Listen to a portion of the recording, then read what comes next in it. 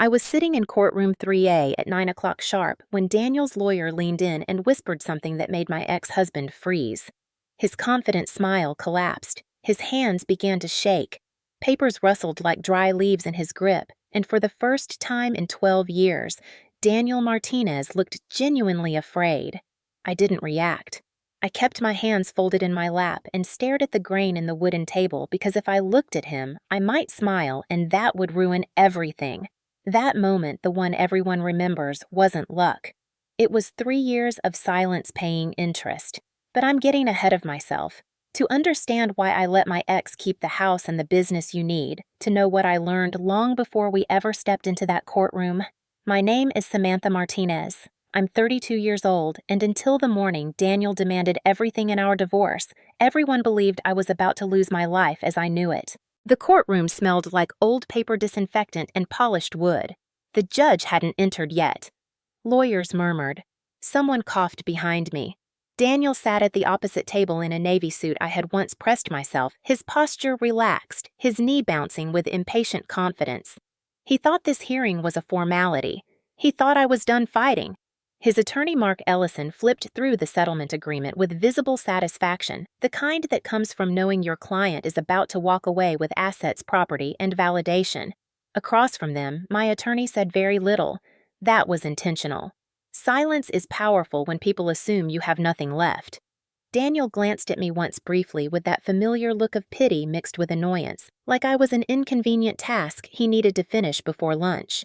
His mother, Rosa Martinez, sat behind him in the gallery, her back straight, lips tight, eyes sharp with judgment. She didn't look at me. She never did unless she was correcting me. Somewhere in the hallway, the woman Daniel had replaced me with waited young enough to believe this story would end differently for her. I felt calm, not numb. Calm. That terrified me more than the anger ever had, because calm meant I was past the point of hoping he would change or apologize, or suddenly remember the years I spent holding his life together. Calm meant I had already accepted who he was and what he would choose if given the chance. When the clerk called the room to order and everyone stood, I caught my reflection in the glass of the framed seal on the wall. Simple dress, no jewelry, hair pulled back. I looked smaller than I used to like someone who had been folded down to essentials. Perfect. Judge Elaine Patterson entered, her expression unreadable, and took her seat. She reviewed the case file with practiced efficiency. Divorce proceedings rarely surprised her. People always believed they were special, that their betrayals were unique. They never were. She confirmed our names, our ages, the length of the marriage. 12 years. She asked if we had reached a settlement. Daniel's lawyer answered quickly, confidently, outlining the terms Daniel had insisted on. The marital home, the business, the vehicles, the accounts, all his. I would walk away with a modest cash payment and no claim to future earnings. As Mark spoke, I watched Daniel relax further, like a man listening to an order he expected. The judge turned to me. Her eyes lingered a second longer than necessary. "Mrs. Martinez," she said, "do you understand what you are agreeing to today?" I met her gaze and nodded. "Yes, Your Honor, and you are entering this agreement voluntarily. No coercion, no pressure." I answered softly, "Yes." Daniel exhaled a sound of relief disguised as patience.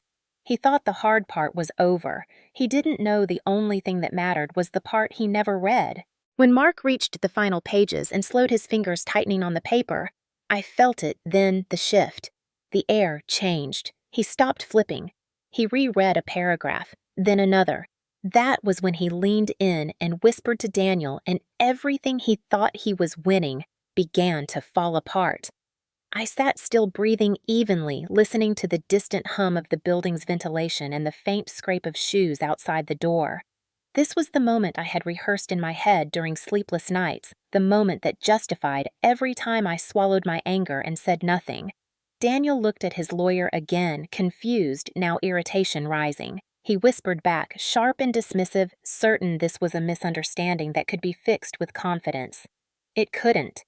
The trap was already closed, built from his own signatures and his own certainty. I lowered my eyes once more and waited, because patience, I had learned, is not passive. It is precise. My name is Samantha Martinez, and I learned very early in life what it meant to take up as little space as possible. I grew up in a small house in Riverside County, the second daughter in a family that believed sons were investments and daughters were obligations. My parents never said it outright, but the rules were clear. My brother's mistakes were phases. My mistakes were character flaws. When he spoke loudly, he was confident. When I did, I was disrespectful.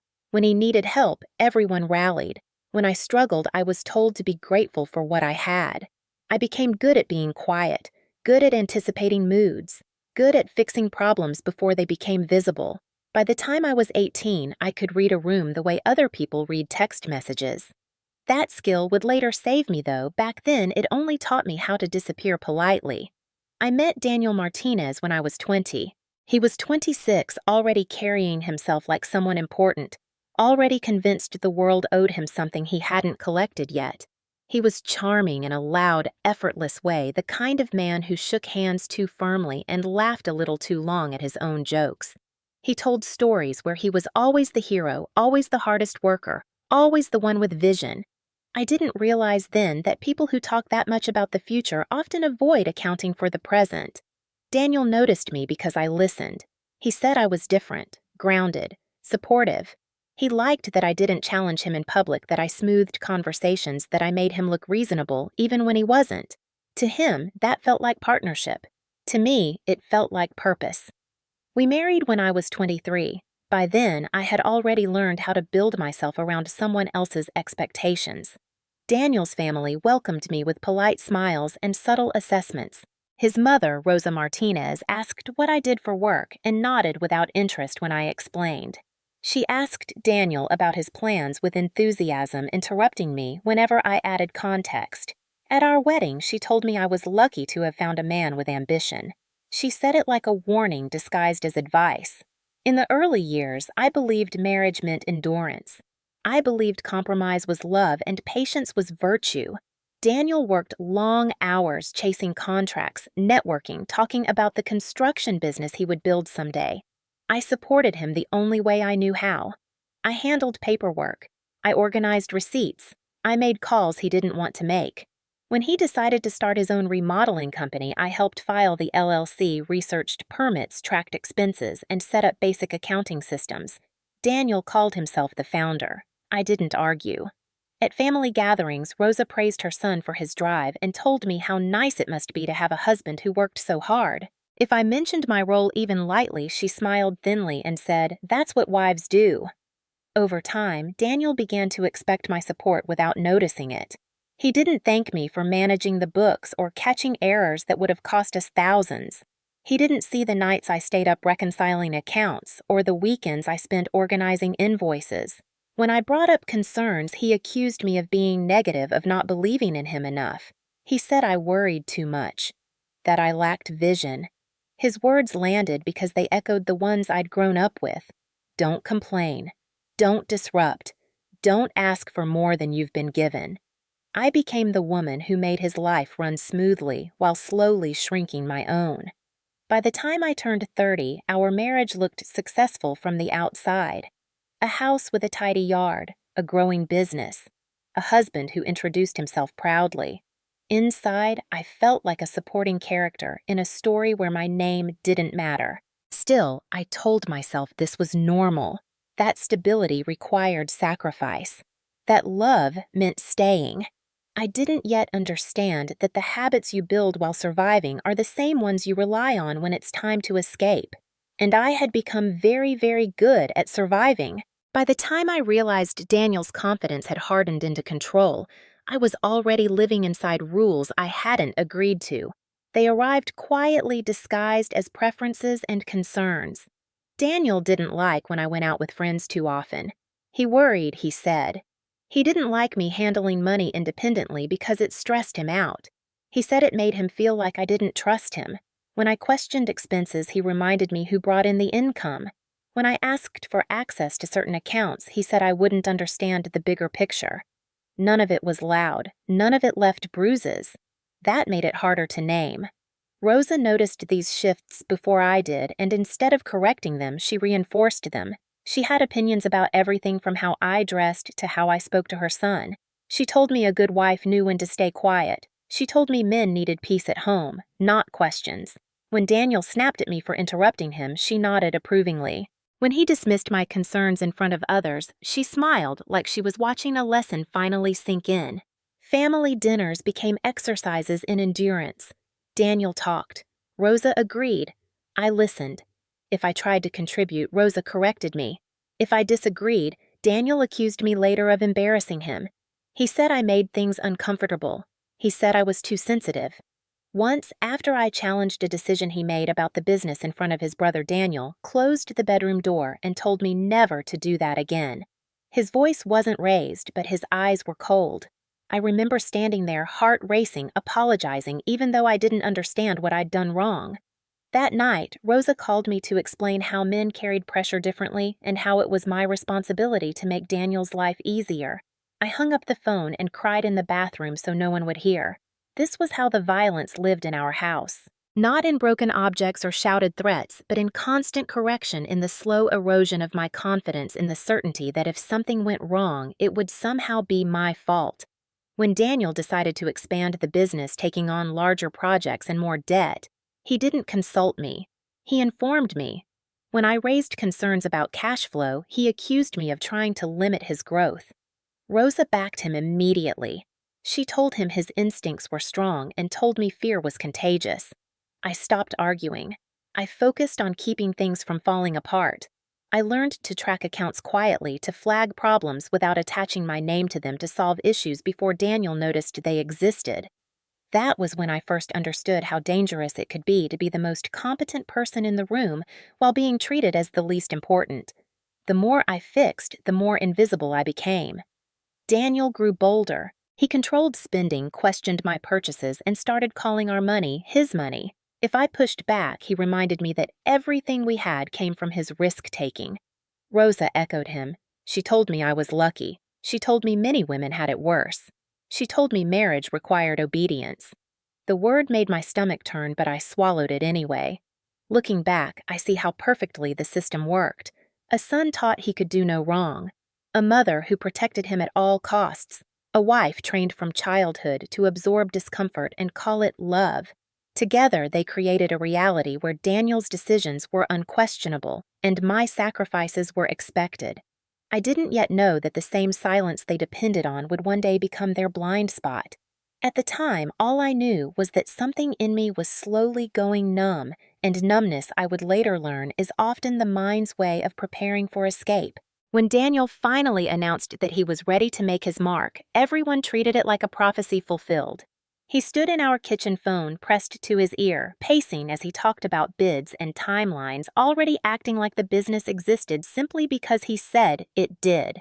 I stood at the counter, laptop open, pulling up county forms and contractor licensing requirements, knowing from experience that ambition without paperwork was just noise. Daniel wanted to start a construction and remodeling company, one that could handle larger residential projects and eventually commercial work. He talked about freedom, about being his own boss, about providing for our future. Rosa clapped her hands and said this was what she had always known her son was meant to do. No one asked how it would actually work. I did, quietly. That night, after Daniel went to bed, I stayed up researching incorporation options, insurance requirements, bonding limits, and tax implications. I drafted a checklist and showed it to him the next morning. He skimmed it, nodded, and told me to handle it. That became the pattern. I filed the LLC paperwork, listed him as the managing member because that's what he wanted, opened the business bank account under his name, and set up accounting software so we could track expenses properly. I applied for permits, organized vendor contracts, and made sure invoices were paid on time. Daniel focused on networking, shaking hands, selling himself. Together, it looked like teamwork. In reality, it was division. He was the face. I was the infrastructure. When the first contracts came through, Daniel celebrated. Rosa bragged to relatives about her son's company. She said he was building something real. I watched from the background, already reconciling numbers, already seeing how thin our margins were. The business grew quickly, faster than Daniel's discipline. He liked the appearance of success. New truck, better tools, client dinners. He believed growth meant momentum, and momentum meant safety. I believed growth without structure was a liability. I kept those thoughts to myself. Every time I tried to raise concerns, Daniel waved them away. He said I worried too much. He said I didn't understand how business worked. He said risk was necessary. Rosa agreed. She said men had to take chances and women had to support them. So I supported him the way I always had, by cleaning up after the risk. I tracked expenses more closely. I made spreadsheets Daniel never looked at. I flagged late payments and followed up with vendors so his reputation stayed intact. When he missed deadlines, I smoothed things over. When clients had complaints, I handled them quietly. Daniel started introducing himself as the founder and owner, never mentioning my role unless prompted, and even then, it was with a casual, "She helps me out." At events, I was his wife. At home, I was his operations manager. I worked without a salary because it was our business, our future. That justification worked until it didn't. As contracts increased, so did Daniel's confidence. He took on larger projects without securing enough capital, relying on lines of credit and short-term loans to bridge gaps. I noticed the interest rates. I noticed the repayment terms. I asked him if we should slow down. He accused me of holding him back. He said fear had limits and ambition didn't. Rosa told me to stop undermining her son. She said success required faith. Faith, I learned, is expensive when it replaces math. The house we bought during this time looked like proof that everything was working. A 3-bedroom place in a decent neighborhood, financed aggressively because Daniel believed appreciation would cover any risk. I signed paperwork where I needed to, trusting that the numbers would balance eventually. I told myself this was the price of building something together. Inside, I felt the familiar tightening, the sense that I was once again carrying weight without recognition.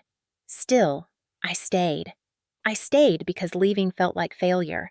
I stayed because I had been taught that endurance was character. I stayed because I believed if I worked hard enough, if I held everything together long enough, it would stabilize. I didn't yet understand that I was building a structure designed to collapse on whoever stood at the center. And Daniel was standing exactly where I would one day step aside. By the 5th year of the business, my work had become so integrated into Daniel's life that he no longer recognized it as labor. It was just there, like electricity in the walls or water from the tap. He expected invoices to be paid, permits to be approved, taxes to be filed, and problems to disappear before they reached him. When they did, he reacted with irritation, not gratitude. He told me I was focusing on details instead of the big picture. He said I was creating stress where none needed to exist. Rosa repeated his words almost verbatim as if they were scripture. She told me that men built and women maintained, and maintenance was invisible by nature. If no one noticed it, that meant I was doing it right. I stopped correcting her. I stopped correcting anyone. I learned that acknowledgement was not part of my compensation. As the business expanded, Daniel began making decisions that affected our personal finances without discussing them with me. He leased a newer truck without checking cash flow.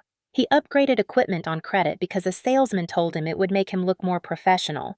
When I pointed out the monthly payments, he accused me of nagging. He said I didn't trust his judgment. I had access to the books, but no authority over the choices that shaped them. That imbalance became dangerous. I started noticing how often Daniel used business funds for personal expenses. Dinners, trips, clothes. He justified it as networking. I categorized the expenses carefully, knowing it would matter later, even though I didn't yet know how. When tax season came, I worked late nights reconciling accounts so we wouldn't trigger audits. Daniel bragged about his success to friends and family, never mentioning the hours I spent keeping us compliant. At gatherings, Rosa praised him for providing and looked at me with a satisfaction that felt like ownership. She told people I was lucky to be supported. I wanted to ask what support looked like to her, but I already knew the answer. Around that time, Daniel started controlling my access to money more directly. He questioned purchases, even small ones, and asked me to explain why I needed them. He framed it as budgeting, but it felt like permission-seeking. When I reminded him that I managed the finances, he laughed and said managing wasn't the same as earning. The comment stayed with me longer than he realized. It reframed everything. I wasn't a partner. I was an employee who didn't get paid and couldn't quit. The more I contributed, the less visible I became. Daniel's confidence grew alongside his entitlement. He stopped asking my opinion entirely. He informed me of decisions and expected compliance. When I tried to push back, he accused me of being unsupportive, of not believing in him enough. Rosa escalated her involvement, dropping by unannounced, commenting on how I ran the house, how I spoke to her son, how I should be more appreciative. She reminded me often that Daniel could have chosen someone else. The implication was clear. I was replaceable.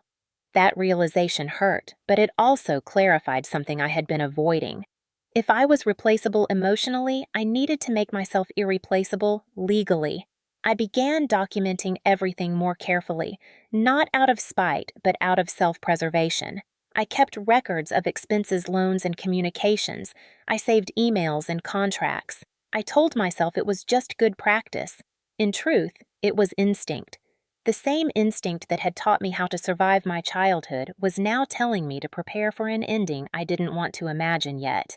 I didn't know when the marriage would break, but I could feel the pressure building. The business, the debt, the entitlement, the control, all of it was stacking up like unstable scaffolding. Daniel stood at the top, convinced of his strength. Rosa cheered him on from below, and I kept tightening bolts and replacing beams, knowing that one day I would stop. When I did, everything would come down fast. The shift from expectation to enforcement happened so gradually that I didn't notice it until my world had shrunk. Daniel stopped framing his demands as requests and started presenting them as necessities. He said money needed tighter control. He said my spending habits were unclear. He said it was his responsibility to protect us from mistakes. What that meant in practice was that I had to justify everything: groceries, gas, clothing. He wanted explanations, receipts, reasons. When I pointed out that I managed the books and knew exactly what we could afford, he smiled and said that was different. He said this was about trust. The irony would have been funny if it hadn't been suffocating. Rosa applauded the change. She told me Daniel was finally acting like a real man. She told me a household needed one authority. She told me women who argued about money destroyed families. If I resisted, Daniel accused me of trying to take control. If I stayed quiet, he took that as agreement. Either way, the outcome was the same. His decisions stood. Mine were optional. The control extended beyond finances. He started monitoring my time, asking where I was going and why it took so long. He complained if I spent too much time on the computer, even though that was where I handled the business accounts. He told me I was distracted. He told me I wasn't present enough. When I suggested hiring help or delegating some tasks, he scoffed and said we couldn't afford it, even as he signed off on new equipment leases and client entertainment. The double standard became routine. He could spend freely because it was business.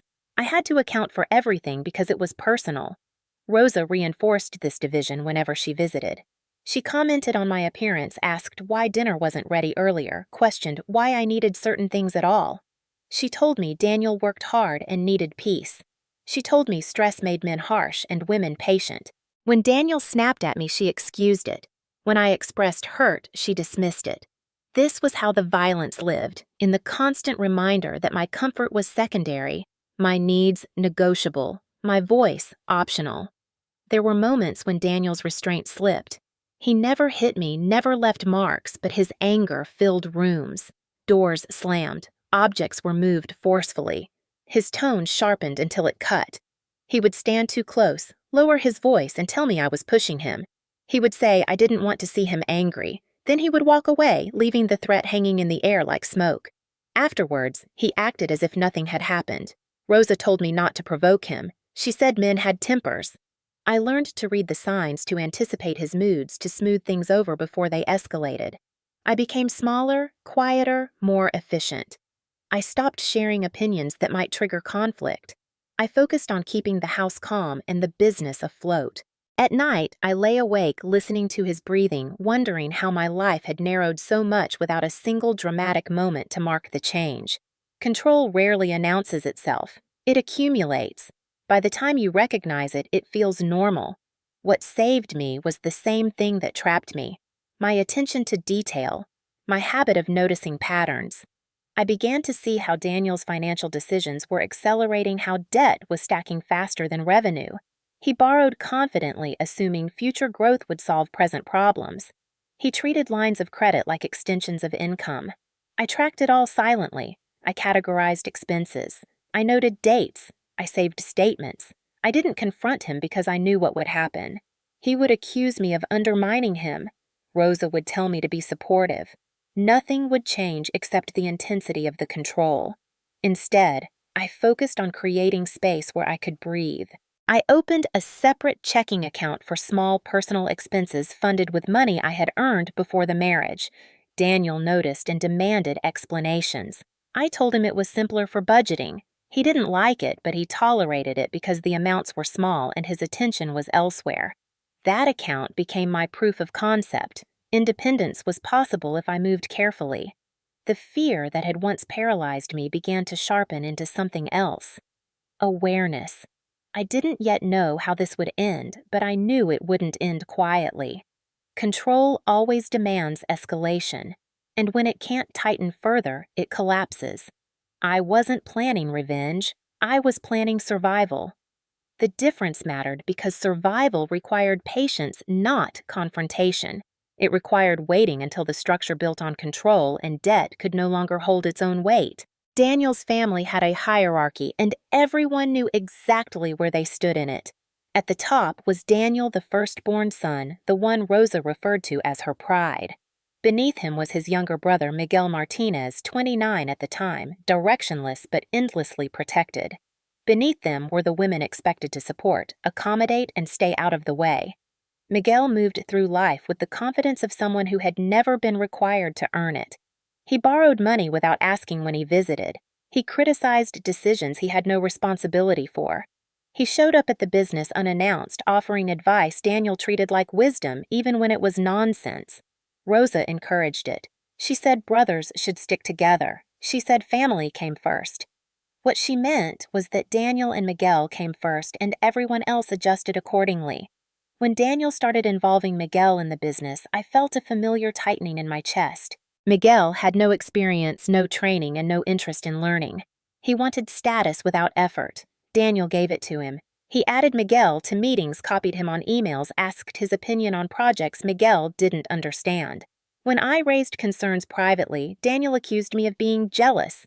Rosa accused me of trying to divide the family. She said I didn't understand loyalty.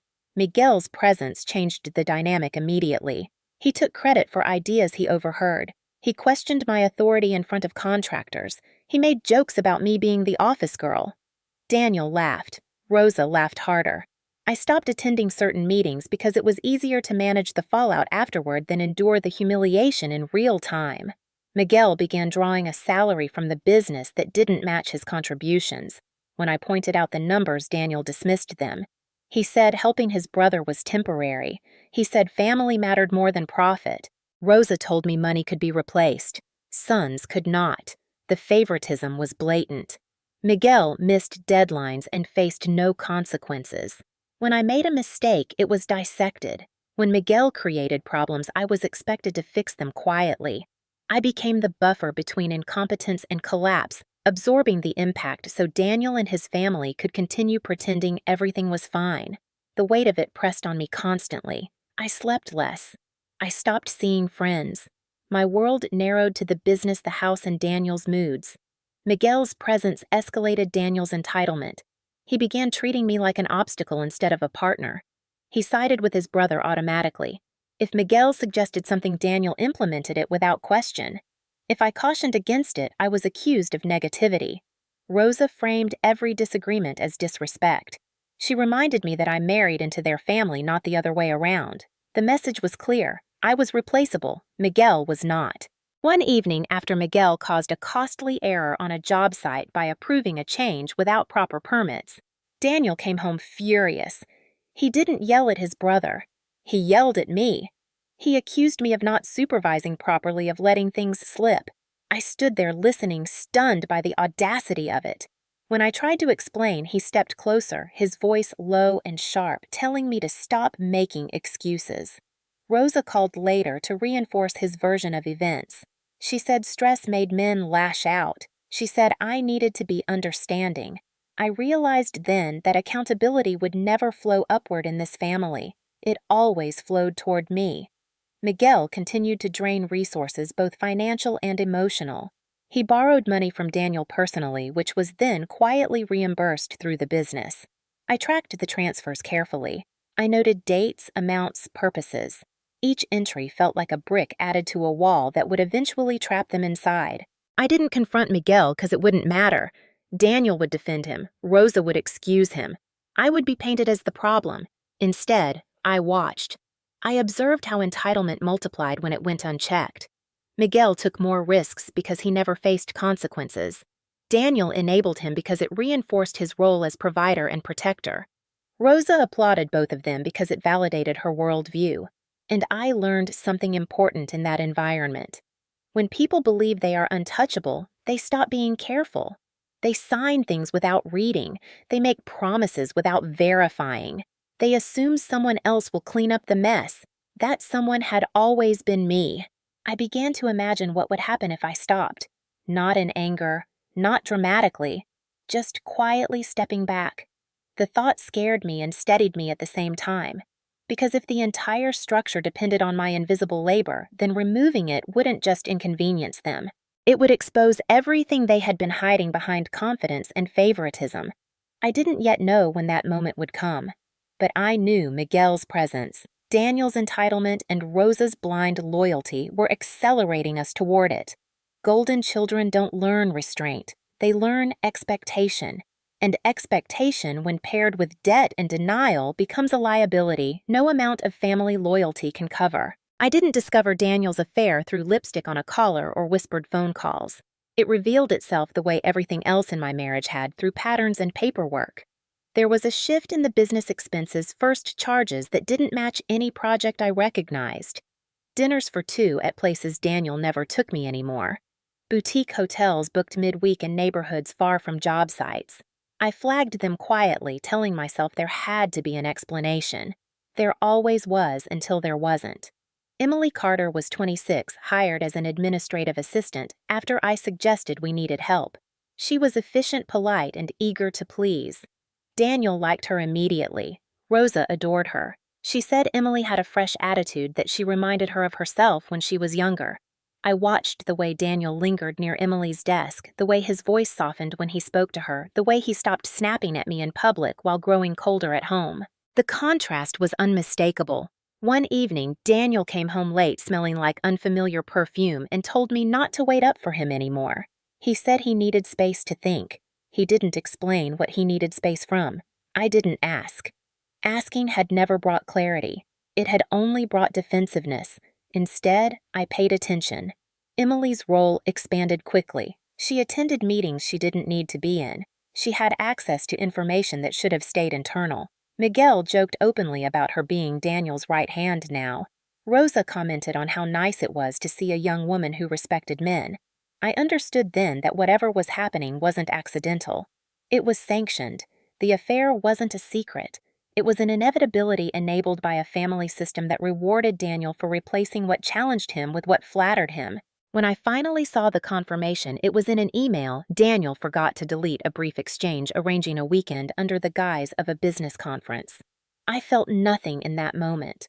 No shock, no rage. Just a quiet click of understanding. This was how it would end. Not with an argument or an apology, but with substitution. Emily was easier. She didn't know the numbers. She didn't question the debt. She didn't see the cracks because she wasn't responsible for holding anything together. Rosa embraced her immediately. She invited Emily to family dinners while I stayed home to manage accounts. She praised Emily's ambition and told me I seemed tired lately. Daniel stopped pretending. He criticized me openly. He said I was negative, withdrawn, difficult. He said I had changed. He was right. I had. I stopped trying to fix the marriage. I stopped hoping for fairness. I started preparing. The affair accelerated Daniel's recklessness. He spent more freely, eager to impress, convinced success would justify everything. He leased another vehicle, booked expensive trips, and approved projects without securing funding. I tracked every expense, every loan, every liability, building a map of our financial reality while he constructed a fantasy for someone new. Emily believed she was stepping into a life of stability and growth. Rosa believed Daniel was finally happy.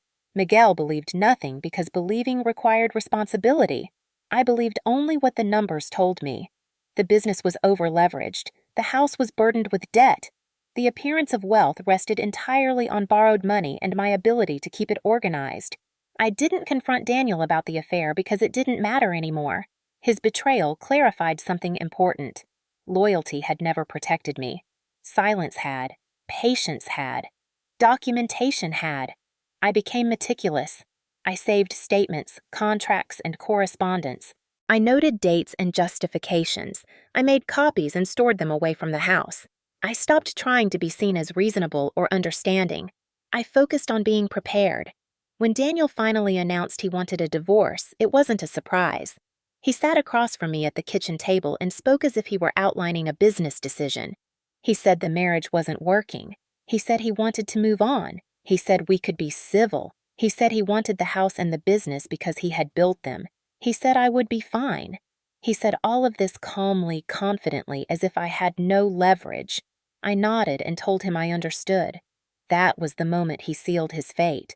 Because while Daniel believed he was replacing me with someone easier, he had no idea he was also inheriting everything I had been quietly holding back. The debt, the obligations, the consequences. Emily was a distraction.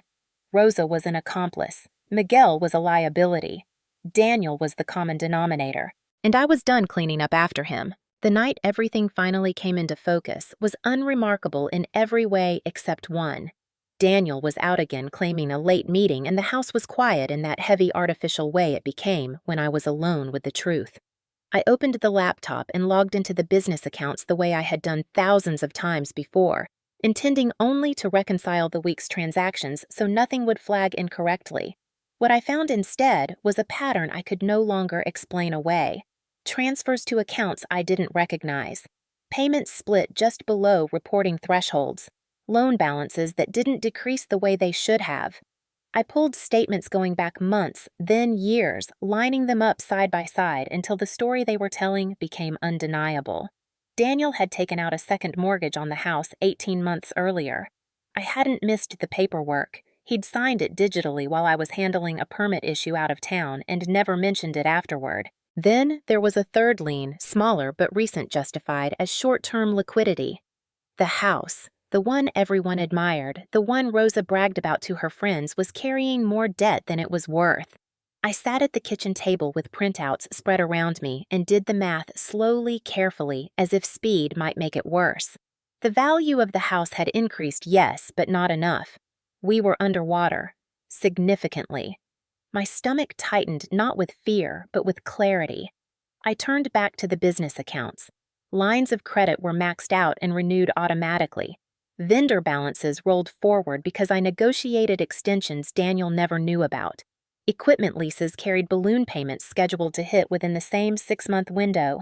Taxes were current only because I had shifted payments strategically, robbing one obligation to satisfy another. On paper, the company looked active. In reality, it was suffocating. I followed the trail the way I always did. Transaction by transaction, category by category, until I reached expenses that had nothing to do with business growth. Hotel charges in cities without job sites. Furniture purchases for an apartment address I didn't recognize. Cash withdrawals large enough to notice but small enough to hide. I cross-referenced dates with Daniel's calendar and felt something cold settle in my chest. He wasn't just cheating emotionally. He was financing an entirely separate life. I stayed up until nearly 3 a.m, pulling credit reports, verifying loan terms, and confirming interest rates. By the time I finished, the numbers were brutal and precise. The house carried over $1 million in combined mortgage obligations.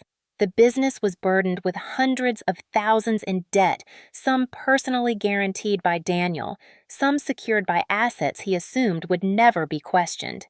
When I added everything together, the total liabilities exceeded the total assets by an amount that made my hands shake. Not from panic, but from recognition. This wasn't mismanagement. This was a house of cards propped up by confidence and my silence. I printed everything, carefully, methodically. I labeled folders and made copies. I stored one set at the office, another in a locked drawer at home, and a third in a safe deposit box I opened the next day without telling anyone.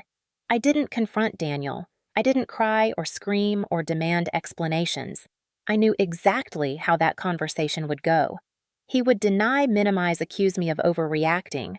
Rosa would tell me I didn't understand business. Miguel would mock my concern. Nothing would change except the pressure on me to keep fixing it. Instead, I made a decision so quiet it barely registered even to me at the time. I stopped protecting him from the consequences of his own choices. I still did my job. I still tracked expenses and paid what I could, but I stopped rearranging reality to make it look stable. I documented instead of disguising. I prepared instead of patching. That was the moment the balance of power shifted, though Daniel never noticed. He continued spending freely, confident that the structure would hold because it always had. He had no idea that the structure existed only because I had been bracing it from the inside. Once I stepped back emotionally, the situation stopped feeling personal. It became logistical, legal. I began reading everything more carefully: loan agreements, mortgage disclosures, liability clauses. I learned exactly which debts were tied to which assets and whose name was on what. I paid attention to the language Daniel ignored: sole responsibility, personal guarantee, joint obligation. The words mattered. They were the difference between survival and collapse. When Daniel later accused me of not caring anymore, he was right in a way he didn't understand. I had stopped caring about preserving the illusion. I cared only about preserving myself. That night at the kitchen table, surrounded by papers and numbers, was the beginning of the end of my marriage. Not because Daniel cheated or lied, but because I finally saw the truth clearly enough to stop pretending it could be fixed. And once you see a structure for what it is, you don't argue with it.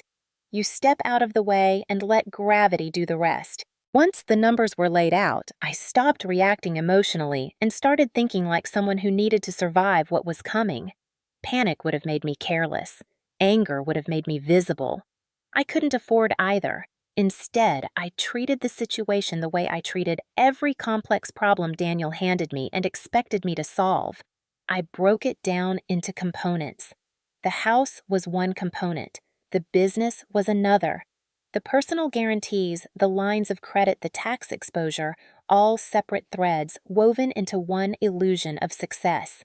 I needed to understand not just how much debt existed, but how it was structured and who was legally responsible for each piece. That distinction mattered more than Daniel would ever realize. I pulled the original mortgage documents and compared them to the later refinances. The first loan was joint, taken early in our marriage, standard terms manageable at the time. The second and third were different. They were tied to business expansion justified as short-term leverage and signed solely by Daniel as the primary borrower, with personal liability clauses buried deep in the disclosures. My name appeared only where legally required, and even then, the language clearly separated responsibility. I read those sections 3 times to be sure. The house wasn't just over-leveraged. It was over-leveraged in a way that insulated me if handled correctly. The business records told an even clearer story. Daniel had personally guaranteed several loans without understanding what that meant. He believed incorporation protected him completely. He repeated that myth often, usually in front of people he wanted to impress. The truth was written plainly in the agreements he never read. Default didn't just threaten the company, it threatened him, individually. I traced every obligation back to its source and noted which assets secured which debts. Equipment leases tied to the company, credit lines tied to Daniel, vendor accounts with cross-default provisions. It was a mess, but it was a readable one if you knew what to look for. That was the advantage of being the person who had always handled the details. I knew where the bodies were buried because I had filed the paperwork. By morning, I had a clear picture. On paper, Daniel appeared wealthy. In reality, he was balanced on a thin edge of borrowed money and confidence. The moment cash flow slowed or scrutiny increased, the whole structure would collapse. The house everyone envied wasn't an asset. It was an anchor. The business wasn't a legacy. It was a liability factory. I understood then why Daniel was so desperate to control the narrative, why he reacted so strongly to questions, why he needed admiration more than accuracy. He wasn't protecting success. He was protecting denial. That understanding changed how I moved through the next few months. I stopped trying to prevent mistakes that weren't mine to prevent. I stopped smoothing over issues that would eventually have to surface. I paid what I could, documented what I couldn't, and let the numbers stand on their own. Daniel noticed the change and accused me of disengaging. He said I didn't care anymore. I didn't correct him. Caring had never protected me. Clarity might. Around this time, I quietly consulted an attorney not to file anything but to ask questions. Hypotheticals. I framed them carefully as if I were asking on behalf of someone else. What happens if one spouse assumes all marital assets? How liability transfers in a divorce? The importance of disclosure. The role of addendums. The attorney answered plainly. He told me the law didn't care about appearances. It cared about agreements. He told me people often fought over assets without understanding the debts attached to them. He told me mistakes were usually made because someone was too confident to slow down. I thanked him and left without committing to anything. I wasn't ready yet. I needed Daniel to believe exactly what he already believed, that he was in control, that I was tired, that I would eventually give in to whatever terms he proposed just to be done. That belief was my leverage. I also began separating what was unquestionably mine: money I had earned before the marriage, accounts untouched by business funds, small legal boundaries that mattered enormously in the end. I was careful not to commingle anything.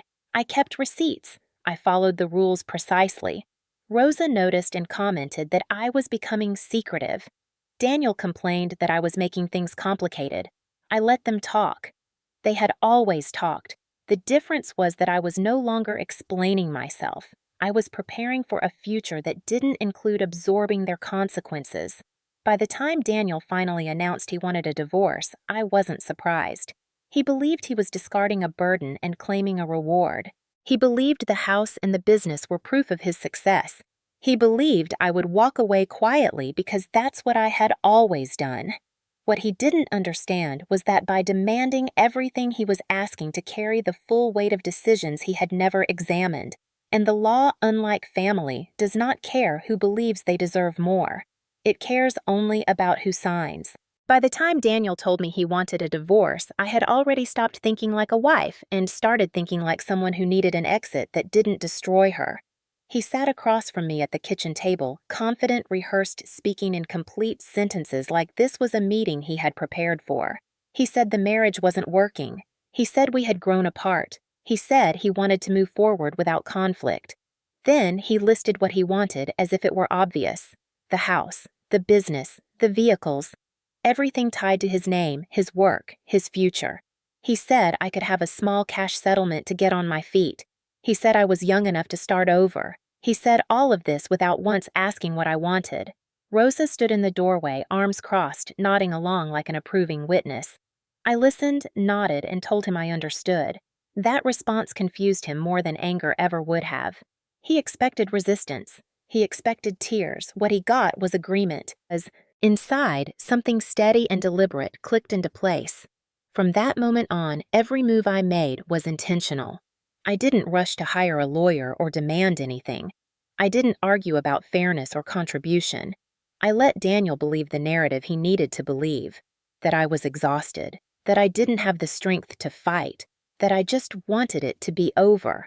While he celebrated what he thought was an easy win, I focused on protecting what little truly belonged to me. I reviewed every account I had ever touched and separated what could legally remain separate: money earned before the marriage, small inheritances from my grandmother that had never been mixed with joint funds, a retirement account I had rolled over years earlier and never used for household expenses. I moved nothing suddenly. I changed nothing dramatically. I followed the law meticulously because drama leaves fingerprints and precision does not. I opened a trust account with an attorney I trusted and asked careful questions, not about revenge, about insulation, about how to ensure that what was legally mine could never be pulled into Daniel's collapsing financial orbit. I learned which actions would raise suspicion and which would pass unnoticed. I chose the latter every time. Daniel's focus was elsewhere. Emily had moved from assistant to companion openly. Rosa was busy planning how to redecorate the house once I was gone. Miguel was already talking about stepping into a bigger role at the company. No one was watching me. That was the advantage of being underestimated for so long. I documented everything. I printed records, saved statements, and organized them by category: mortgages, loans, guarantees, leases. I made multiple copies and stored them in different places. I didn't need to confront Daniel with the truth. I needed him to remain confident enough to make a critical mistake. The more he believed he was winning, the less carefully he read. That pattern had never failed. When he hired his attorney, he chose someone aggressive, expensive, and dismissive of me. Exactly the type of lawyer who assumed the other party was weak because she wasn't loud. During preliminary discussions, Daniel pushed hard for speed. He wanted everything finalized quickly so he could move on with his life. He rejected suggestions of financial audits or independent valuations. He said he knew what his assets were worth. He said delays were unnecessary.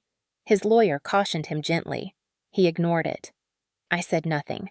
I let my attorney speak for me, and even then, only minimally. We asked for little. We agreed to almost everything. We framed it as cooperation. Daniel relaxed visibly with each meeting. Rosa bragged openly that I was giving up without a fight. Miguel laughed about it. Emily started referring to the house as her future home. I watched all of it with a kind of detached calm I had never known before. This was not surrender. It was strategy. The law rewards clarity, not volume. It enforces what is written, not what is assumed. I had learned that lesson slowly, painfully over years of cleaning up Daniel's messes. Now I was applying it to my own survival. I didn't want the house. I didn't want the business. I wanted freedom from the debt they carried and the control they represented. To get that, I needed Daniel to insist on keeping them. I needed him to sign willingly and confidently for everything he believed proved his worth. When the settlement documents were drafted, my attorney added one additional section dry, detailed, and devastating: a full liability disclosure and assumption clause listing every debt, every obligation, every guarantee tied to the assets Daniel demanded. It wasn't hidden. It wasn't deceptive. It was thorough. Daniel skimmed it, irritated by the length, and told his lawyer to stop overcomplicating things. He signed the waiver, declining further review. When my attorney asked if I was sure, I told her yes. I had been sure for a long time, because the hardest part of leaving isn't walking out the door. It's making peace with the fact that the person you loved will never protect you. Once you accept that you stop hoping for fairness and start building certainty. And certainty, unlike love, doesn't disappear when someone decides they deserve more. When word spread through my own family that Daniel and I were divorcing, the reactions were exactly what I should have expected, and still somehow hurt more than anything Daniel had done. My parents didn't ask what happened. They asked what I had done to make it necessary. My father sighed heavily and said marriage wasn't supposed to be easy. My mother told me I should have tried harder to keep the peace. My brother, married and comfortably supported by everyone, said maybe I should think about how this would look. No one asked if I was safe. No one asked if I was okay. They spoke in the language I had grown up with, the language of endurance dressed up as virtue. They reminded me that divorce was a stain women carried longer than men. They told me Daniel was successful and that leaving him would mean starting over at an age when women were supposed to be settled. I listened quietly the way I always had and felt something inside me finally detach. The loyalty I had been raised to value had never been mutual. It had always flowed one way: toward men, toward appearances, toward silence. When I tried to explain the financial reality, the debt, the control, the fear, my mother waved it off. She said money problems were normal. She said all men got angry sometimes. She said I shouldn't exaggerate. My father told me not to air private matters. He said a good wife protected her husband's reputation. I realized then that the same beliefs that had trained me to accept Daniel's behavior were now being used to pressure me into staying quiet about its consequences. The pattern was complete. I stopped arguing. I stopped explaining. I stopped asking for understanding that was never going to come. That decision freed more energy than I expected. I no longer felt obligated to convince anyone that my choices were reasonable. I only needed them to be legal and final. Daniel's family, meanwhile, became openly hostile. Rosa called me ungrateful. She said I was abandoning a good man. She said I would regret this when I was alone. Miguel mocked the settlement discussions, telling Daniel he was lucky I wasn't trying to take more. Emily stopped pretending to be polite and began acting like she already owned my life. She rearranged furniture while I was still packing. She painted over walls I had chosen. She asked Daniel if they could sell my car because they wouldn't need it anymore. Daniel let her. He didn't consult me. He didn't warn me. He acted as if my presence had already expired. That should have broken me. Instead, it clarified everything. The cruelty wasn't an accident. It was a feature of a system that rewarded Daniel for taking and punished me for leaving. The more I watched them, the more certain I became that walking away from the house and the business wasn't loss. It was release. I moved into a small apartment across town with only what I needed. I left behind furniture, decor, anything that felt tied to the performance of a life I no longer wanted. Daniel didn't notice what I took. He noticed what I didn't fight for. He told people I was being dramatic. He said I was giving up too easily. Rosa told relatives I wasn't strong enough for marriage. My parents said little, embarrassed by the situation, eager for it to end quietly. I let them think what they wanted. I focused on the timeline, on the paperwork, on the final hearing date approaching like a finish line. The hardest part of this phase wasn't loneliness. It was the temptation to defend myself, to explain the debt, to point out the hypocrisy, to demand acknowledgement. I resisted it deliberately. Every time I wanted to speak, I asked myself what outcome I wanted: validation or freedom. I chose freedom. Silence, when used strategically, is not submission. It is refusal. I refused to give them arguments they could twist. I refused to give them emotions they could dismiss. I refused to give them access to my reasoning. Daniel mistook that refusal for weakness. He grew bolder. He rushed the process. He pressured his lawyer to finalize everything quickly. He wanted closure. He wanted control. He wanted the visible symbols of success secured before anything could interfere. He didn't realize that speed was my ally. The faster he moved, the less carefully he read. The less carefully he read, the more thoroughly he bound himself to the reality he had avoided for years. My family's disappointment, Daniel's arrogance, Rosa's contempt, all of it pushed me further into certainty. I wasn't walking away because I failed. I was walking away because staying had required me to disappear. The law doesn't care about family expectations or gender roles or who sacrificed more emotionally. It cares about documentation and consent. I had both. And while everyone around me was busy judging the optics of my choices, I was finalizing the terms that would define their consequences. Daniel officially filed for divorce on a Tuesday afternoon, as if timing it between meetings made it cleaner.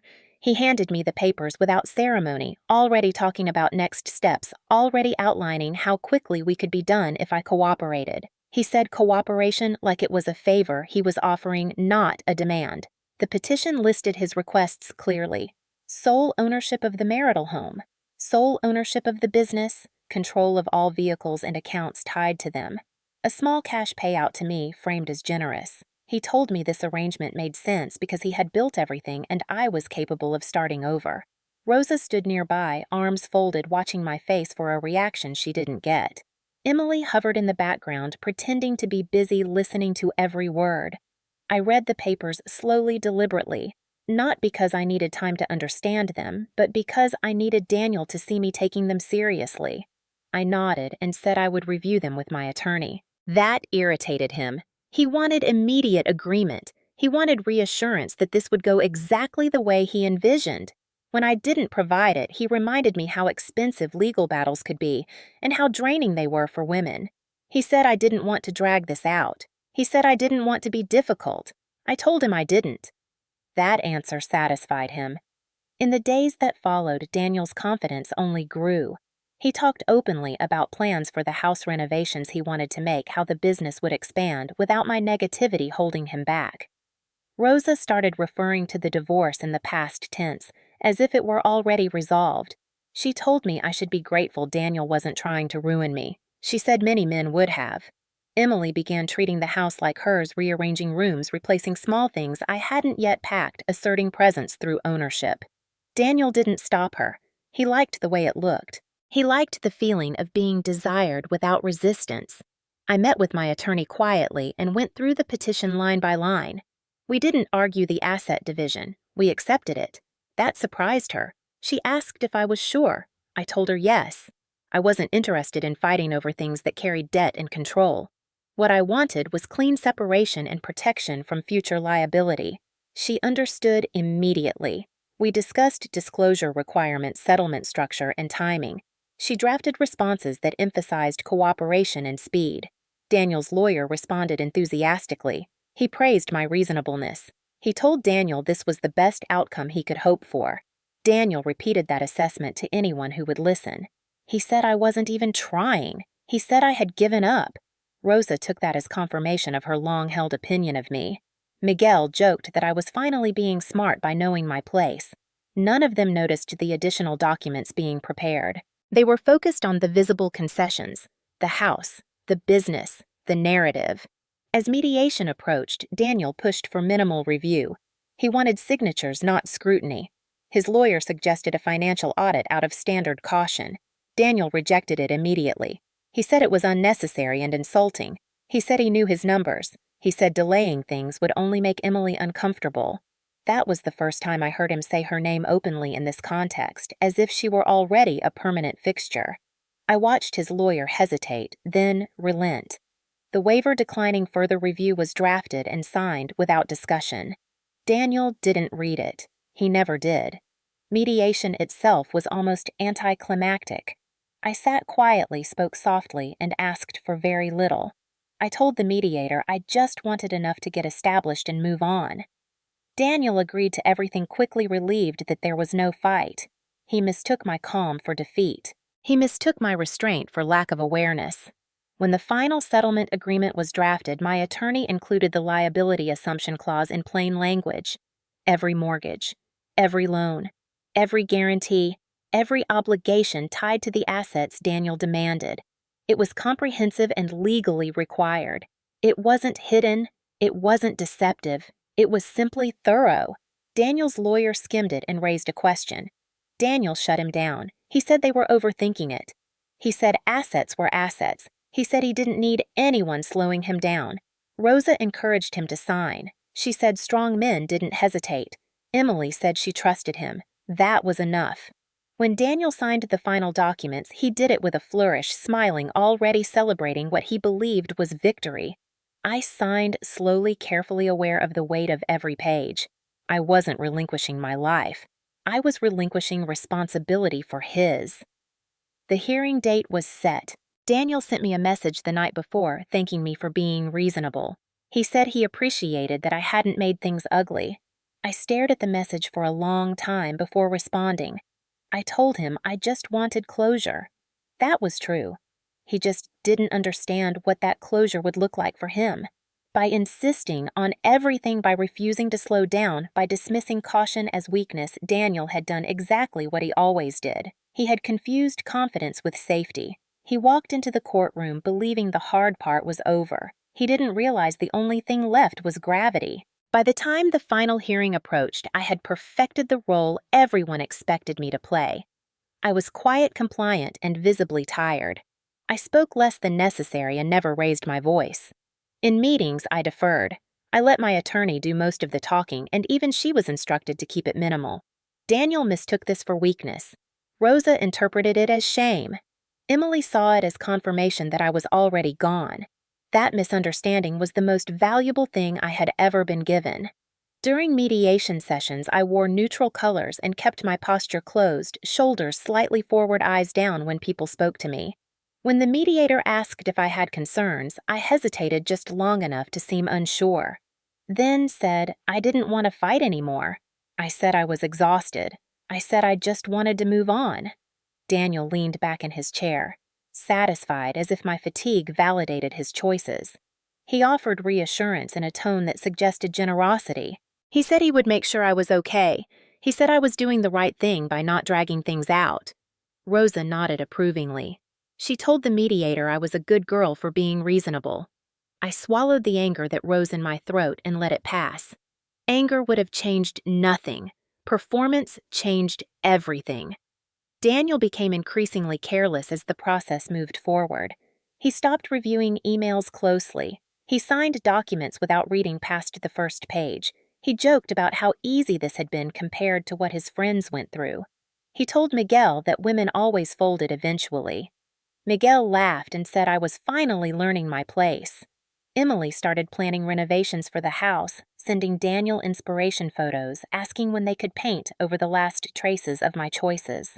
Daniel forwarded me one message by mistake, then apologized and told me it would all be easier once I was gone. I told him I understood. Every interaction reinforced his certainty that he was in control. That certainty was what allowed the legal trap to close unnoticed. My attorney finalized the settlement packet with surgical precision.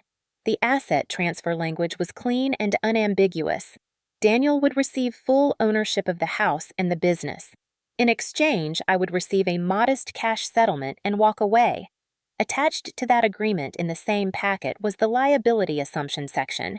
It listed each mortgage, each loan, each lease, and each personal guarantee in numbered paragraphs.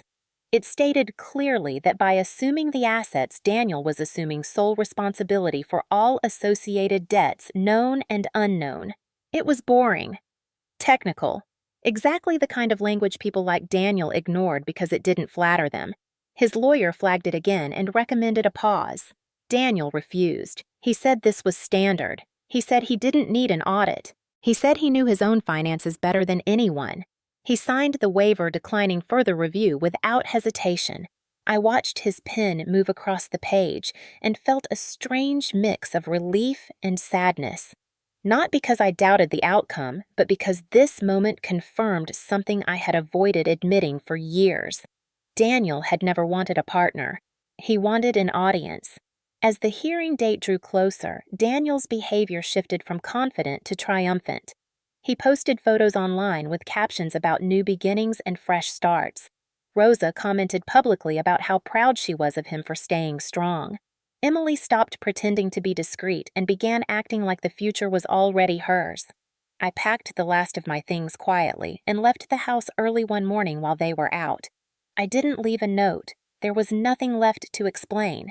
The apartment I moved into was small and sparsely furnished, but it was quiet in a way I had never experienced before. No raised voices. No tension humming under the surface. Just space. On the night before the hearing, Daniel texted me again, thanking me for not making things difficult. He said he appreciated my maturity. I read the message twice and then set my phone down without responding. I didn't need his approval. I needed him to remain exactly as he was. Confident, rushed, certain. The morning of the hearing, I dressed carefully, choosing simplicity over style, exhaustion over confidence. In the mirror, I practiced the expression I would wear. Resigned, small, unthreatening. It wasn't difficult. I had spent most of my life being seen that way. The difference now was intention. This time, the mask was mine. As I walked into the courthouse, I felt the weight of everything that had led me there. Years of silence, years of correction, years of carrying consequences that weren't mine. Today, I would finally set them down. Daniel would walk in expecting to collect his victory. He had no idea that by insisting on speed, by dismissing caution, by underestimating the woman he had spent years controlling, he had already signed for the outcome. I wasn't there to argue. I wasn't there to plead. I was there to let the law do exactly what it was designed to do when someone believes confidence can replace reading. The legal preparation that followed was meticulous, quiet, and deliberately unremarkable. My attorney and I worked through documents the way surgeons work through tissue with patience and precision, aware that the smallest oversight could undo months of restraint. We reviewed the settlement language again and again, not to change its substance, but to ensure there was no ambiguity Daniel could later exploit. The asset transfer clauses were straightforward, exactly what he wanted. The house, the business, the vehicles all moving cleanly into his sole ownership. Where the work became exacting was in the companion documentation, the schedules and addendums that existed not to impress, but to bind. Every mortgage was listed by lender account number, origination date, and current balance. Every business loan was traced to its guarantee. Every equipment lease was tied to its payment schedule and balloon clause. The language did not accuse or editorialize. It simply stated facts. Liability follows ownership. Responsibility follows signature. These weren't traps. They were consequences written plainly. We included a comprehensive disclosure section affirming that both parties had access to the relevant financial information and the opportunity to conduct independent review. This mattered. Courts do not reward cleverness if it relies on concealment. They enforce agreements made with informed consent, or at least the opportunity for it. Daniel had that opportunity. He chose not to use it. My attorney suggested again that we request a formal audit to remove any future argument. I declined. An audit would slow things down and invite scrutiny Daniel might finally pay attention to. Speed was still my ally. We added a waiver acknowledging that recommendation had been made and declined. Daniel's lawyer insisted on it almost reflexively, and Daniel signed it without comment. He was irritated by how many pages there were and joked about lawyers padding bills. I kept my expression neutral. This was the stage where restraint mattered most. Any sign of satisfaction could trigger suspicion. Outside of meetings, Daniel continued acting as if the divorce were already settled. He moved Emily into the house before the final hearing, telling friends it was easier to transition early. Rosa helped her unpack. Miguel talked about expanding the business now that it was fully Daniel's. I watched from a distance, careful not to correct their assumptions. In my apartment, I organized my own paperwork, making sure my separate accounts were clean, untouched by joint funds, and documented thoroughly. I kept copies of my premarital earnings statements and proof of non-commingling. The law is indifferent to feelings, but it is exacting about evidence. I prepared for the possibility that Daniel would try to challenge something once reality set in. I wanted no loose ends he could pull.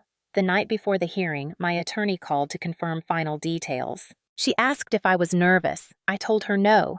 Nervousness implies uncertainty. I felt none. What I felt instead was a strange quiet, the kind that comes when you have already done everything you can do and all that remains is to wait. Daniel texted again, thanking me for being cooperative. He said he was glad we could handle this like adults. I didn't respond. The morning of the hearing arrived cool and clear. I arrived early, sat on a hard bench in the hallway, and listened to the sounds of the courthouse waking up. Daniel arrived later, confident, laughing softly with his lawyer. Rosa took her place in the gallery, eyes scanning for allies. Emily waited outside, scrolling on her phone, already bored. When we were called into the courtroom, I felt the same calm settle over me that I had felt the night I first saw the full scope of Daniel's debt. This wasn't about winning. It was about alignment. Paper aligning with reality. Responsibility aligning with choice. For years, I had absorbed the consequences of Daniel's decisions because I believed that was what partnership required. Today, I would finally stop. The documents were in order, the signatures were in place, the addendum was attached, there was nothing left to adjust. All that remained was for the law to do what it does when someone insists on owning everything without asking what it costs. Mediation day unfolded exactly the way I needed it to. The room was small windowless and intentionally neutral, designed to drain emotion and compress conflict into signatures. The mediator spoke calmly, outlining the process, as if we were discussing a delayed flight rather than the dissolution of a marriage. Daniel sat across from me, relaxed, confident, his arm draped casually over the back of his chair. He looked like a man who believed the outcome was already decided. Rosa wasn't allowed in the room, but I could feel her presence in the hallway, waiting to be told her son had won. Emily stayed nearby, too close enough to be seen, but not close enough to be questioned, already practicing the role of future wife. The mediator reviewed the settlement terms aloud. Daniel would retain full ownership of the marital residence, the construction business, and all associated vehicles and accounts. I would receive a modest cash settlement and waive any claim to future earnings or appreciation. The mediator paused and looked at me, asking if I understood what I was agreeing to. I nodded and said yes. I added that I didn't want to fight anymore and that dragging this out would only hurt everyone. My voice shook just enough to sound convincing. Daniel smiled the way people do when they believe their version of reality has been validated. He told the mediator he appreciated my cooperation. He said this was the most reasonable outcome for both of us. The mediator turned to the liability section and began summarizing it. This was the moment I watched carefully. Daniel stopped listening. He leaned back, checked his phone briefly, then put it face down on the table. His lawyer cleared his throat and asked a question about clarification. Daniel waved him off. He said it was standard language. He said they didn't need to get into the weeds. The mediator asked if Daniel wanted to conduct a full financial review before finalizing. Daniel laughed softly and said no. He said he knew his numbers. He said audits were for people who didn't understand their own businesses. His lawyer looked uncomfortable but didn't push. The waiver was slid across the table. Daniel signed it without hesitation. I signed after him slower, making sure every page was aligned. The mediator asked if either party had additional requests. Daniel shook his head. He said he was ready to move on. I said nothing. Silence in that room was read as acquiescence. That was exactly how I wanted it read. As the session wrapped up, Daniel stood and stretched, already talking about lunch plans. He told his lawyer this had gone better than expected. He glanced at me once, a look of something like relief crossing his face. He thought he had escaped consequences. He thought he had outmaneuvered me. What he didn't understand was that mediation wasn't about persuasion. It was about documentation. Everything that mattered had already been written down. The hearing would simply formalize it. Outside the room, Rosa hugged Daniel and told him she was proud of him. Emily smiled brightly and asked when they could celebrate. Daniel said soon. I walked past them without stopping, my file folder tucked under my arm, my steps steady. In the elevator alone, I allowed myself one deep breath. Not of triumph, of release. The acting was nearly over. All that remained was the final scene, the one where Daniel would learn that confidence doesn't override fine print and that agreements don't bend to ego. I had played my part exactly as required. Tired, agreeable, invisible. The mediator filed the paperwork that afternoon. The hearing was scheduled for the following week.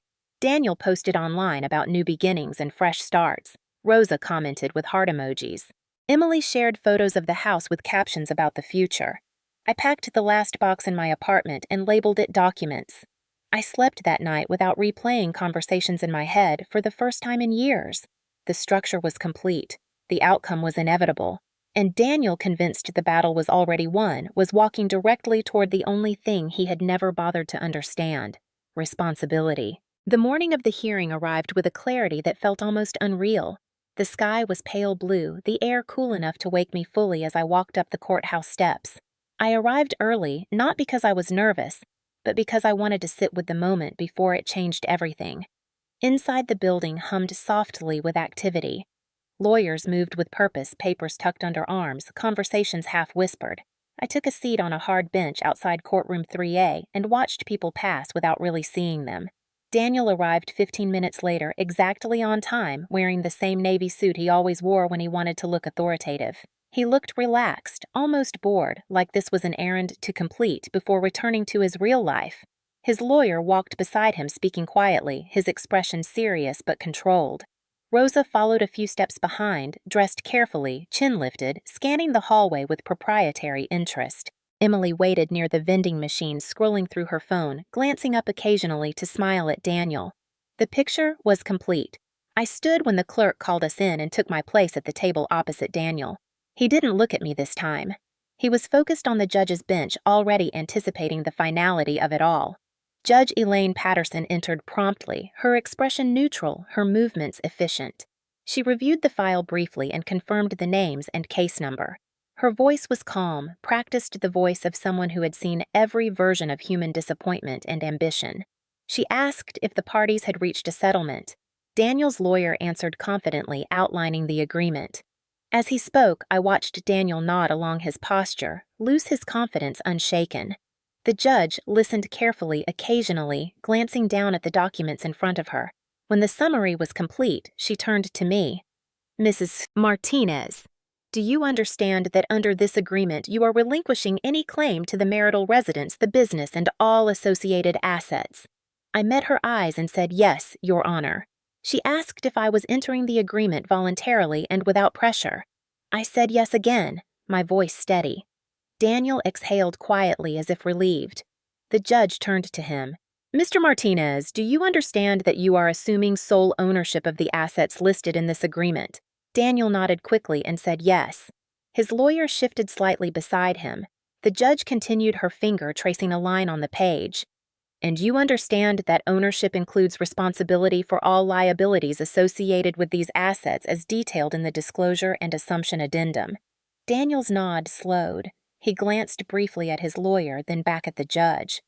Yes, Your Honor, he said, a hint of impatience creeping into his voice. His lawyer cleared his throat, leaned in, and whispered something. Daniel waved him off with a small flick of his hand, his attention fixed on the judge. Not now, he murmured. We're almost done. I kept my gaze down my hands, folded, my breathing even. This was the moment I had imagined and rehearsed, not with excitement, but with precision. The judge reviewed the waiver, acknowledging Daniel had declined further financial review. She looked up.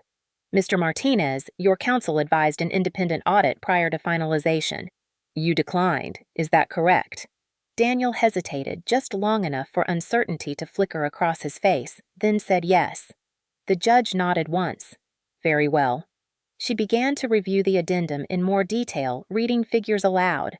Mortgage balances, business loan totals, lease obligations. Each number landed with a dull weight in the room.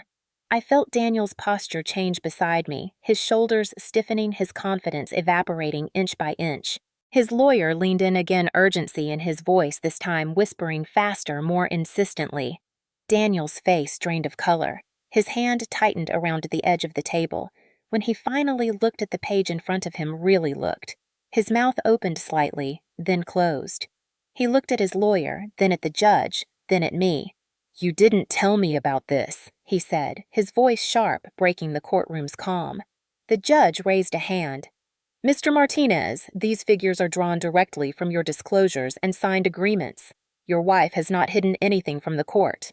Daniel shook his head, panic creeping into his tone. This isn't right. I didn't understand. The judge's voice hardened. You were represented by counsel. You signed a waiver declining further review. The agreement is clear.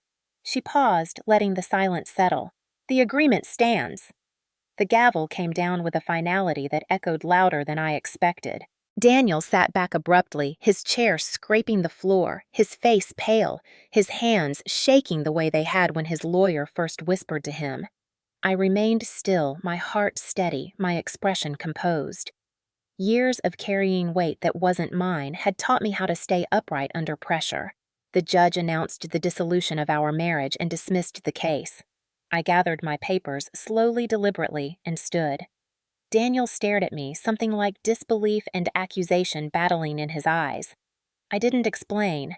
I didn't gloat. There was nothing left to say.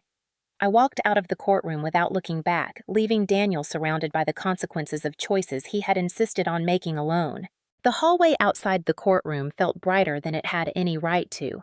Sunlight filtered through tall windows, catching dust in the air, illuminating a space that moments earlier had held the full weight of my past. Behind me, Daniel's voice rose sharp and fractured, demanding explanations from his lawyer, insisting there had been a mistake. I didn't stop walking. I had learned the difference between being heard and being free, and today I chose the latter. The elevator doors closed with a soft chime, sealing me away from the noise. As it descended, I replayed the judge's words, not for satisfaction, but for certainty. Ownership includes responsibility. The phrase was unremarkable on its own, but devastating in context. Daniel had wanted the symbols of success without the cost. The law had no interest in symbolism. It dealt in consequences. When the elevator opened, I stepped into the cool air of the lobby and felt something loosen inside my chest, not relief. Outside, Daniel's lawyer hurried past me, phone pressed to his ear, already shifting into damage control mode. He didn't look at me. He didn't need to. The documents told the story now.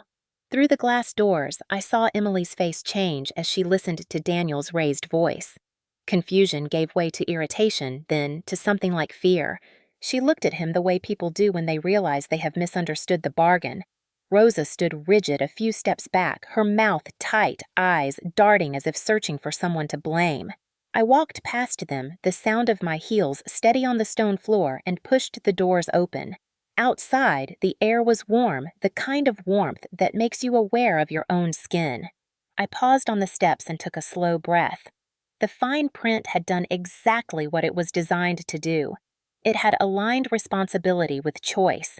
Daniel had insisted on keeping the house and the business because they validated his identity. He had dismissed the addendum because it threatened that identity.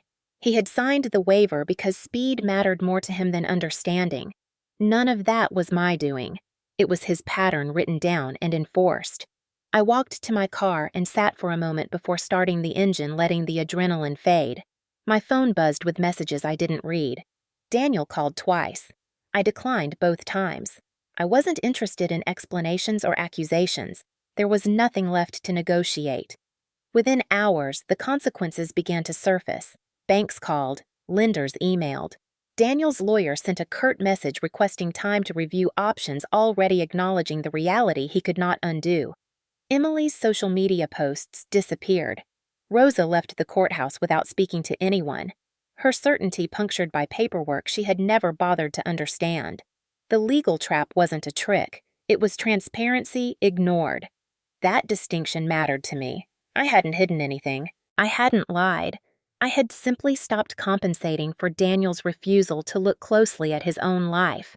The house he loved so much was no longer a trophy. It was a ledger. The business he claimed as proof of his ambition was now a list of obligations with due dates and interest rates. Every decision he had made to feel powerful was now asking to be paid for. In the days that followed, the story spread the way these things always do, fragmented and distorted. Daniel told people I had deceived him. Rosa told relatives I had taken advantage of his trust. Miguel said the system was rigged.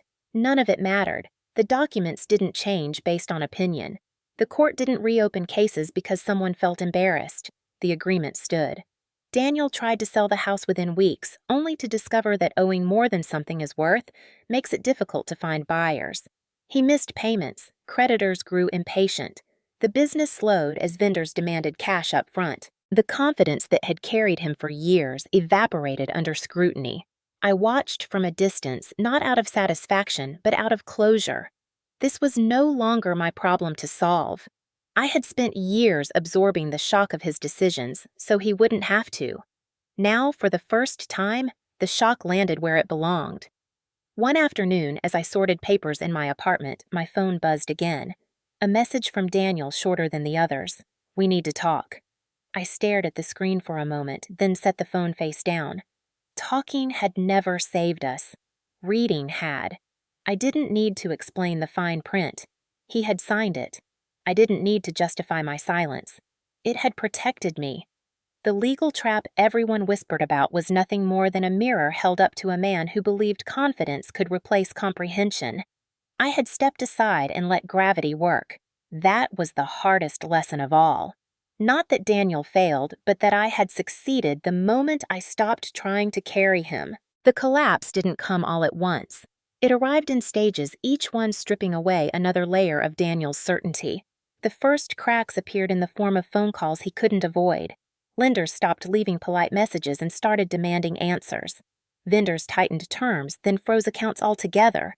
The business that had once coasted on reputation and delayed payments suddenly found itself asked to produce something Daniel had never prioritized: cash.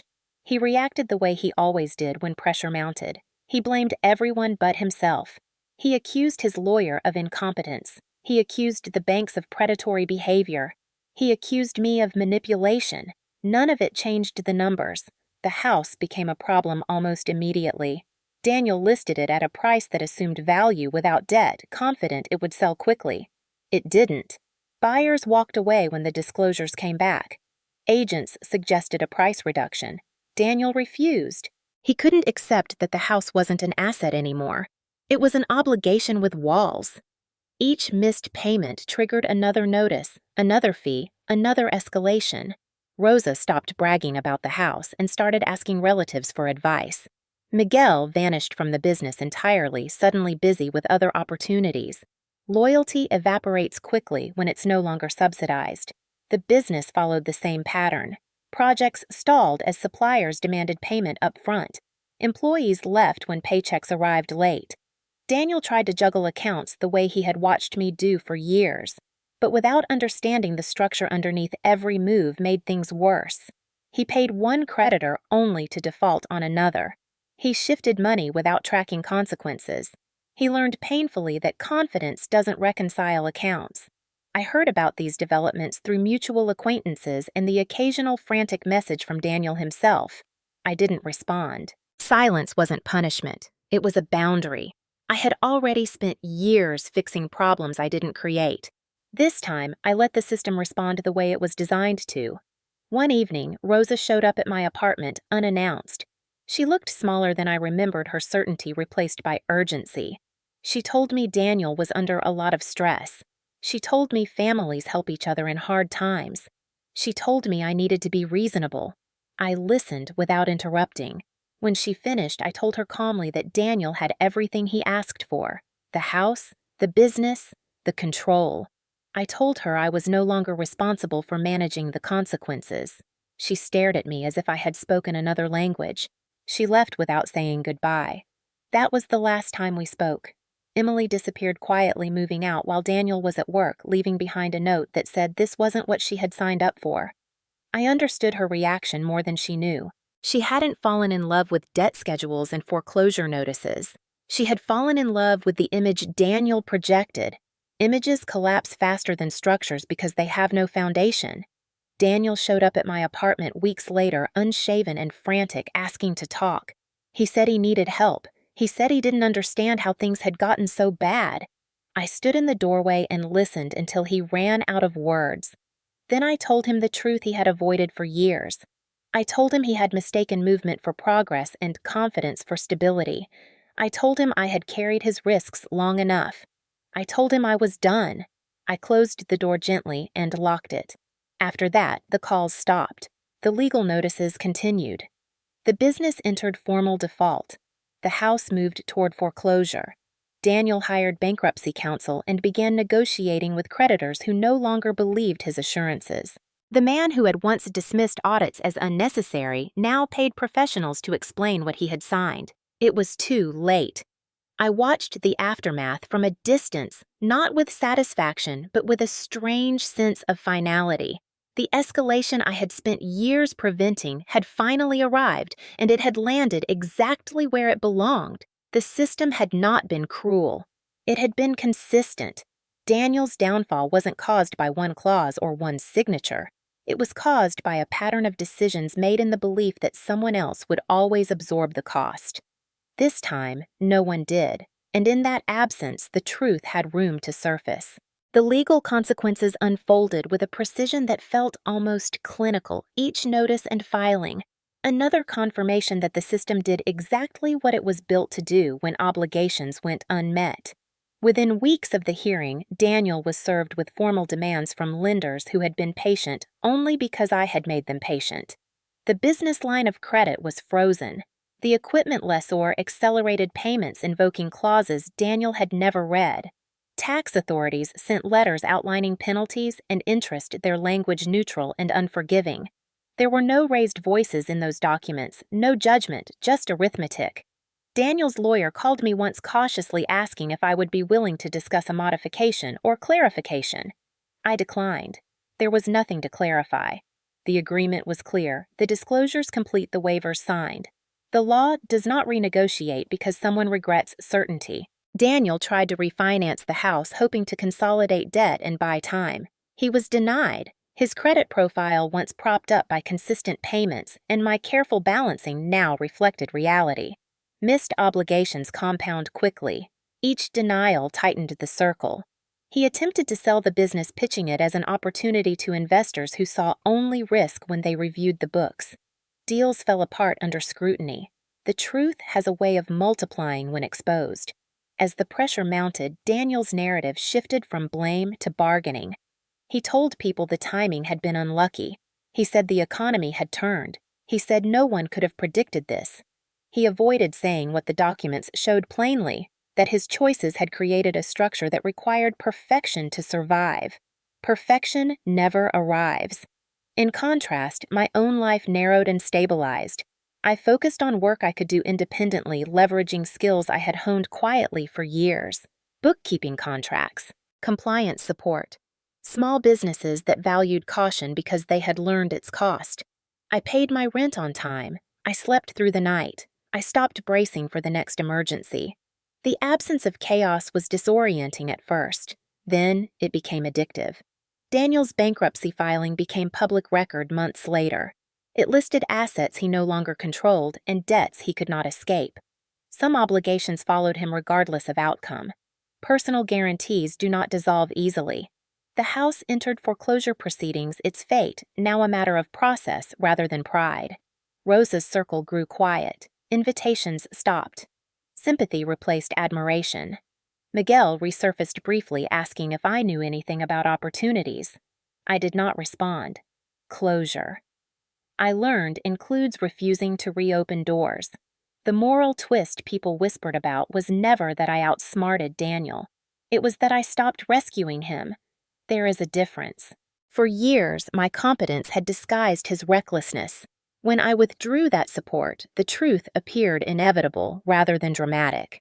That inevitability is what the law recognizes. It doesn't reward clever schemes. It enforces agreements as written. Watching Daniel confront consequences he had dismissed for so long was sobering, not celebratory. I didn't feel vindicated. I felt finished absorbing blame, finished explaining numbers to someone who preferred stories, finished living inside emergencies I didn't create. The justice in all of this wasn't loud. It didn't arrive with applause or satisfaction. It arrived with alignment. Choices met outcomes. Ownership met liability. Responsibility met reality. That alignment is rare, and when it happens, it leaves very little room for argument. I didn't need Daniel to understand why this happened. Understanding had never been his strength. I needed only to be free of the expectation that I would always make his life easier at my own expense. The law, indifferent and exact, made that freedom permanent. The moral reckoning arrived quietly without the drama people expect when stories reach this point. Daniel didn't show up angry or threatening anymore. He showed up tired. The bravado was gone, replaced by a confusion that bordered on disbelief. He called one afternoon and left a voicemail. I almost didn't listen to his voice, unsteady, as he said he didn't know what to do anymore. He said he had made mistakes. He said he needed help, not advice, not forgiveness. Help. The word landed differently than all the others he had used over the years. It wasn't an apology. It was a request for labor, emotional and practical, the same labor I had provided invisibly for most of our marriage. I didn't return the call. That choice felt heavier than signing any document. For years, I had been trained to step in when things fell apart, to absorb panic and translate it into solutions. Walking away from that reflex required more discipline than any legal strategy. Daniel tried again, a week later, this time in person. He stood outside my apartment, thinner eyes ringed with exhaustion, holding a folder of papers he clearly didn't understand. He said he just needed me to explain things. He said I was always good at that. I listened without inviting him in. I told him calmly that he had professionals now, lawyers, accountants, people he respected enough to pay. I told him I wasn't available to do that work anymore. He looked at me as if I were being cruel. In his mind, withholding my help was an act of punishment. In reality, it was a boundary. For the first time, I was letting his choices remain his. Rosa reached out next, not with anger, but with a carefully worded message about family and forgiveness. She said Daniel was struggling. She said holding on to resentment would only hurt me. I read the message once and deleted it. Forgiveness does not require continued access. Compassion does not require self-sacrifice. These were lessons I had learned too late for my marriage, but just in time for myself. The ethical center of everything that had happened became clear in that moment. This was never about revenge. I hadn't set out to destroy Daniel. I had set out to stop disappearing. The difference mattered. The law had handled the consequences. My responsibility now was to handle my own future without recreating the dynamics that had nearly erased me. When Daniel's bankruptcy attorney sent a final request asking if I would testify on his behalf regarding past financial management, I declined again. I wasn't obligated to rewrite history to make his present more comfortable. The truth already existed in the records. That was enough. People around us tried to frame the outcome as a cautionary tale or a clever trick. They asked how I had planned it. They asked if I felt satisfied. The truth was simpler and harder to explain. I felt aligned. For the first time, my actions matched my values. I had refused to lie for him. I had refused to rescue him. I had refused to carry consequences that were not mine. That refusal wasn't cold. It was honest. Daniel's suffering wasn't my victory. It was the result of a system he had relied on without respecting. The moral twist wasn't that the law punished him. It was that I stopped protecting him from himself. And in doing so, I protected myself. That realization settled into me slowly, like something finally finding its place. I wasn't responsible for fixing what he broke. I never had been. As Daniel's world contracted, the family structure that had supported him began to unravel in ways no one could control. Rosa's authority, once absolute, depended on Daniel's success to give it weight. Without it, her certainty sounded hollow. Friends who had praised her for raising a strong son stopped calling. Invitations slowed, then disappeared entirely. People are generous with admiration when it costs them nothing. They are far more cautious when it comes attached to liability. Rosa tried to maintain appearances at first, insisting Daniel was simply restructuring, that this was temporary. But the truth crept in through quiet channels. Foreclosure notices, court filings, whispers she couldn't intercept. The family narrative she had enforced for decades no longer held. Miguel resurfaced briefly when he realized Daniel could no longer subsidize him. He asked Rosa for help, then asked Daniel, then finally reached out to me through a mutual contact. He wanted advice, connections, reassurance. I declined without explanation. Entitlement dissolves quickly when there is no one left to enable it. The dynamic that had once protected him now offered nothing. Without Daniel's resources, Miguel drifted away, blaming circumstances, never acknowledging his role. Rosa attempted one final appeal, framing it as reconciliation. She suggested we put everything behind us that families forgive. I recognized the maneuver for what it was, a bid to restore access without accountability. I didn't respond. The silence spoke clearly enough. Meanwhile, my own family watched the fallout from a distance, uncomfortable, and unsure how to reconcile their beliefs with the outcome. They had urged endurance, submission, patience. They now saw where those values had led. My parents never apologized. They didn't need to. Their discomfort was its own acknowledgement. I stopped seeking validation from them and focused instead on building something quiet and durable. My life settled into routines that felt almost luxurious in their simplicity.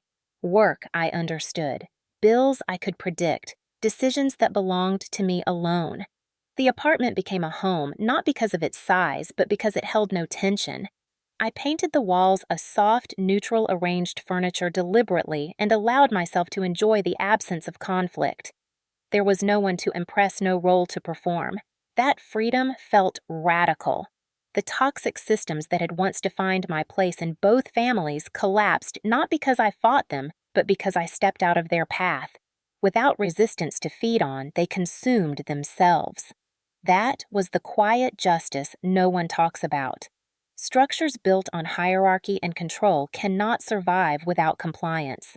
When compliance ends, so does their power. I didn't replace those systems with new ones. I didn't seek to dominate or prove anything. I simply lived outside them. That distance made all the difference. The law had closed one chapter. My choices closed the rest. The life I built afterward was smaller by design and richer because of it. I was 33 when I finally felt the difference between surviving and living, and it wasn't marked by a single dramatic moment. It showed up in ordinary mornings when I woke without a knot in my stomach and evenings that ended quietly without bracing for someone else's anger. I found work that relied on skills I already had but had never been allowed to claim as my own. Bookkeeping for small businesses, compliance reviews, cleanups for owners who wanted order instead of bravado.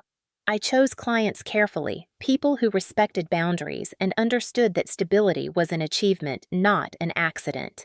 The work paid enough. More importantly, it paid on time. I set up my finances simply and transparently, something I had never been allowed to do when my labor existed to mask someone else's chaos. Each month, I watched the numbers line up the way they were supposed to, and that alignment felt like a quiet miracle. My apartment remained modest, but it became intentional. I furnished it slowly, choosing pieces that served a purpose instead of proving a point. I cooked meals that didn't have to impress anyone. I read in the evenings, took long walks, and let silence exist without rushing to fill it. The absence of surveillance of justification of correction was a kind of peace I hadn't known was possible. Friends noticed the change before I did. They said I seemed lighter, steadier. I realized they were responding to something simple. I was no longer apologizing for existing. News of Daniel reached me occasionally, filtered through people who didn't know what to do with it. The bankruptcy process dragged on. The house was eventually taken by the bank. The business dissolved into paperwork and loss statements. Daniel found work that paid hourly, a structure he once would have mocked. Rosa moved in with a relative, her authority reduced to suggestions no one felt obligated to follow. Miguel drifted between jobs, still waiting for something to arrive without effort. I didn't track these developments closely. They belonged to a life I had already closed. When I thought about the past, it was with clarity rather than longing. I saw how much energy I had spent holding systems together that were never designed to include me as an equal. I saw how silence had been demanded of me as proof of loyalty. I also saw how that same silence reclaimed and redirected had become my protection. I began taking classes at night not because I needed credentials, but because learning felt different when it was for me. Accounting standards, small business law, financial planning. Knowledge I had once used only in service of someone else now expanded my own options. I wasn't chasing reinvention. I was deepening competence. There is a difference. The future no longer felt like something to manage defensively. It felt open, steady, earned. Occasionally, someone would ask if I regretted not fighting for the house or the business. I told them no. They asked if I ever felt guilty. I told them guilt assumes responsibility where none exists. The truth was that I had finally understood what ownership really meant. Ownership of decisions. Ownership of consequences. Ownership of my time and attention. I had given up objects that symbolized success to people who needed symbols more than substance. In exchange, I kept something far more valuable: autonomy. The end of my marriage wasn't the climax of my story. It was the clearing. Everything that followed grew in that space. I didn't need to prove anything to anyone. I didn't need an audience or validation. The life I was building spoke quietly for itself, and for the first time, that was enough. I sometimes think about the woman I was when I first sat at that kitchen table and nodded while Daniel explained how he would take everything. She believed endurance was strength and silence was safety. She believed love meant absorbing damage without complaint. I don't judge her anymore. She did the best she could with the information she had and the rules she was taught. But I no longer live by those rules. The final lesson this story left me with wasn't about law or money, even though both played their part. It was about agency. For years, I had confused patience with virtue and self-erasure with loyalty. Letting go of those beliefs didn't make me bitter. It made me honest. The justice that unfolded wasn't loud or dramatic. It didn't require revenge or humiliation. It required alignment. Choices meeting consequences without interference. Ownership matching responsibility. When people ask me how I managed to walk away so calmly, I tell them the truth. I wasn't calm because I was strong. I was calm because I was done pretending everything was fine, pretending I could fix what someone else refused to understand, pretending that my role was to soften the impact of decisions I didn't make. Once I stopped pretending, everything became simpler. Not easier, but clearer. The law did what it was designed to do when someone insists on speed over understanding. It enforced what was written. It didn't care about intentions or excuses. It didn't care who deserved what in a moral sense. It cared about signatures, disclosures, and waivers. Daniel believed confidence could replace reading. He believed success was proven by acquisition. He believed someone else would always clean up the mess.